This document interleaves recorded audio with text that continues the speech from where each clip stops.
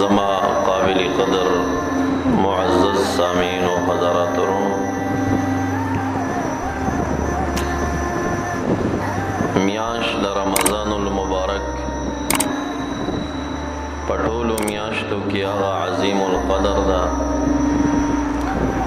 چې د دې شپې او د ورځو د برکت د وجنا رب کائنات ټول صحیفې او ټول کتابونه چې په انبیاء علیهم السلام نازلول نو دا یې د رمضان په میاشت کې نازل کړي.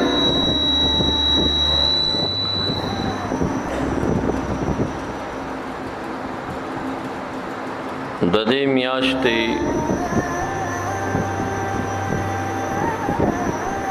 په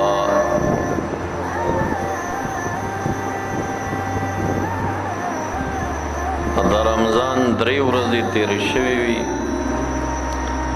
چې ابراهیم علیه السلام باندې صحیفې نازلې شوې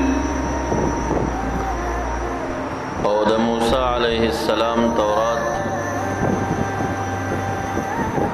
دا نزول د دې چې کېږي په روایت د ابوذر غفاري باندې فی 6 لیال مدوینا من شهر رمضان د دې میاشتې شپږ شپې چې تېرې شوې نو تورات الله رب الجلال حضرت موسی علیہ السلام باندې نازل کوي.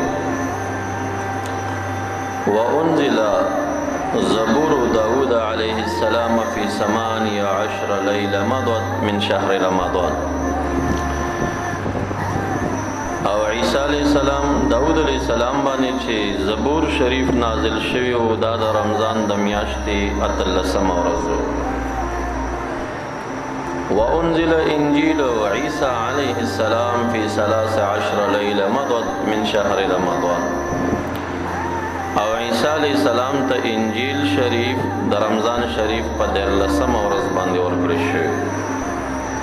وانزل الفرقان على محمد صلى الله عليه وسلم في 24 من شهر رمضان. او قرآن عظیم الشان رسول الله مبارک ته د رمضان شریف په 40 باندې ورکړل شوی. نزول د قرآن عظیم الشان مختلف طریقې دي. یو هغه نزول دی چې د لوح محفوظ نه اول اسمان بیت العزت ته قرآن عظیم الشان نازل شوی دی.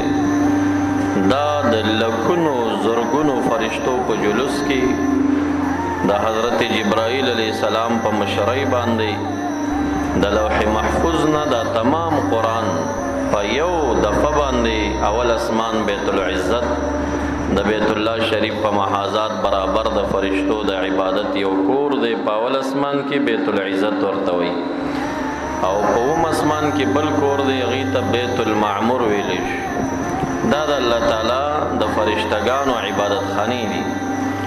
هغه برابرۍ او محاذات باندې بیت الله شریف دی.